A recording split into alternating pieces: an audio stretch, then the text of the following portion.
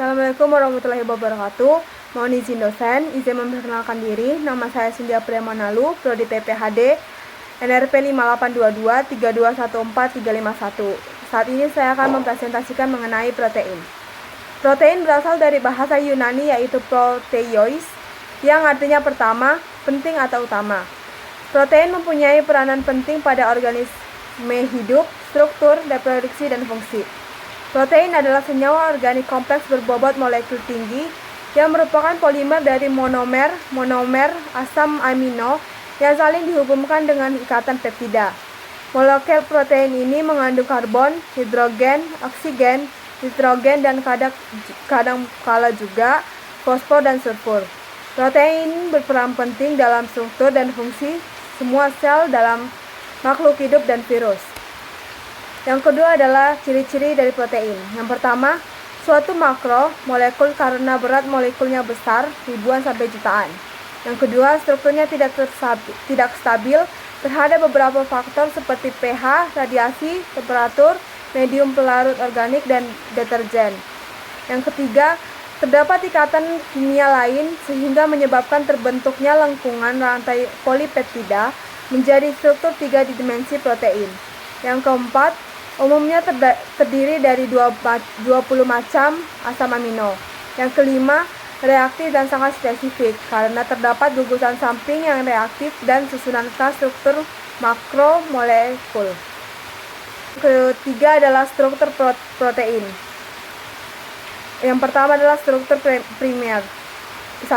MRP susunan linear asam amino dalam protein yang berkaitan kovalen atau ikatan peptida. Yang kedua, sifat kovalen pada ikatan peptida stabil, tidak dipengaruhi oleh pH dan pelarut. Yang ketiga, atom-atom CHN terletak pada satu bidang datar. Yang kedua adalah struktur sekunder. MRP berbentuk 3 dimensi karena rantai polipeptida yang terlipat-lipat. Yang kedua, dihubungkan oleh ikatan hidrogen.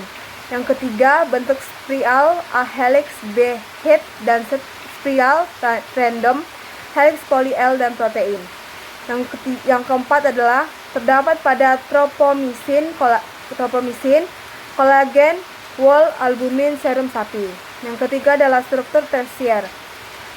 Yang pertama, MRP struktur 3 dimensi yang berasal dari gabungan beberapa struktur sekunder yang membentuk satu rangkai polipeptida. Yang kedua, beberapa polipeptida terdiri dari domain polipeptida terlipat, contohnya seperti insulin, imunoglobulin, dan albumin telur.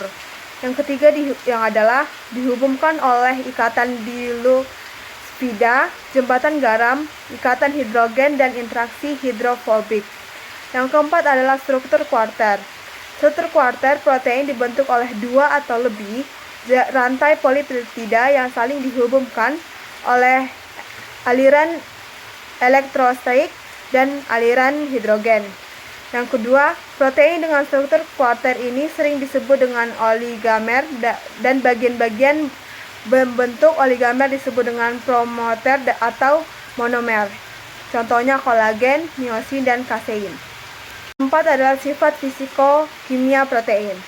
Sifat fisiko-kimia protein, setiap protein tidak sama, tergantung pada jumlah dan jenis asam aminonya.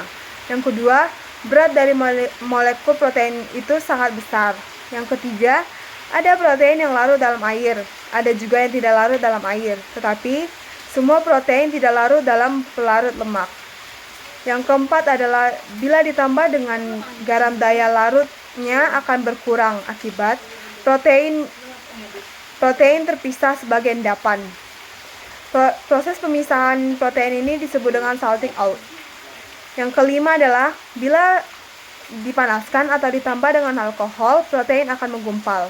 Yang terakhir, protein dapat bereaksi dengan asam dan basa. Yang kedua adalah protein majemuk. Yang pertama, mikroprotein.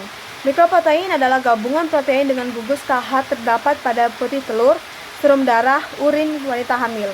Yang kedua, lipoprotein. Lipoprotein adalah gabungan protein dengan lemak terdapat dalam serum darah, otak, jaringan syaraf, dan kuning telur. Yang ketiga, nukleoprotein. Nukleoprotein ini adalah gabungan protein dengan asam nukleat terdapat dalam inti sel. kecambah biji-bijian. Yang keempat adalah kromoprotein. Kromoprotein adalah gabungan protein dengan pigmen atau ion logam terdapat dalam hemoglobin. Yang kelima adalah glikoprotein. Gabungan protein dengan KH terdapat pada muslin atau kelenjar lidah, lid hati, tendomosin pada tendon dan putih telur. Yang keenam adalah fosfoprotein. Fosfoprotein adalah gabungan protein dengan fosfat atau lecitin yang terdapat pada kasein susu dan hemoglobin. Klasifikasi protein berdasarkan dengan fungsinya. Yang pertama adalah protein struktural. Protein struktural adalah protein yang berfungsi dalam kolagen atau keratin. Yang kedua adalah protein fungsional. Protein yang berfungsi untuk pada fungsi tertentu seperti enzim dan hormon. Protein transport dan penyimpanan seperti hemoglobin, mioglobin, dan ferritin.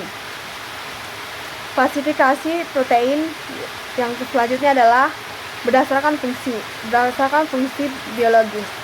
Yang pertama adalah enzim, yang kedua adalah protein transport atau seperti hemoglobin, mioglobin, serum, dan aluminium.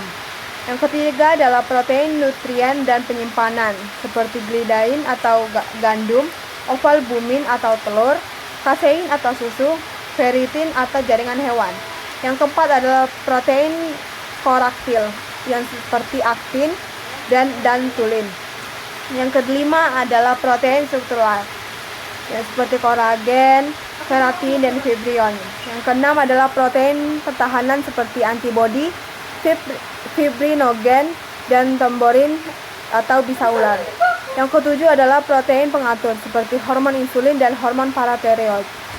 Kemudian berdasarkan daya larutnya. 1. Aluminium yang seperti larut pada air, mengendap dengan garam dan dengan konsentrasi yang tinggi.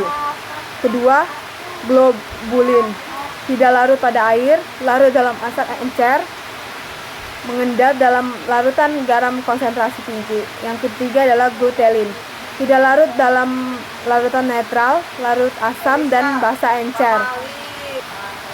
Yang keempat adalah gliadin atau prolamin yang larut pada etanol 78-80%, tidak larut pada air, dan etanol 100%.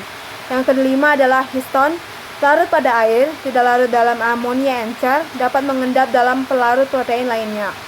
Yang keenam, protamin, larut dalam air dan terkoagulasi oleh panas, bersifat basa kuat dan asam kuat yang membentuk garam kuat, dapat berkaitan dengan asam nukleat menjadi nukleoprotamin atau sperma ikan. Yang terakhir adalah metode Jedal.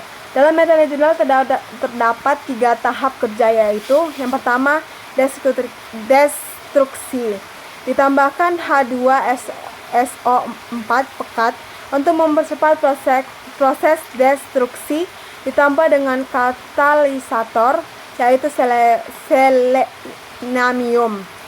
Pada tahap destruksi ini, protein dipecah menjadi unsur-unsur C, H, dan O yang kemudian akan tereduksi sehingga tersisa unsur nitrogen yang bereaksi dengan H2SO4 membentuk amonium hidroksida dengan penambahan NaOH menjadi alkis dan dipanaskan. Yang kedua adalah destilasi. Amonium sulfat dipecah menjadi amonia dengan penambahan NaOH sehingga alkalis dipanaskan. Amonia yang dibebaskan selanjutnya akan ditangkap oleh larutan asam standar. Asam standar yang dapat dipakai adalah asam klorida agar supaya kontak antar asam lebih baik, maka diberikan metil orgen. Yang terakhir adalah titrasi. Titrasi dengan menggunakan NaOH 0,1 N. Titik akhir titrasi ditandai dengan perubahan warna larutan dari bening menjadi warna merah. Sekian dari saya, mohon izin dosen jika ada kesalahan, saya mohon maaf, mohon untuk dimaklumi. Terima kasih. Assalamualaikum warahmatullahi wabarakatuh.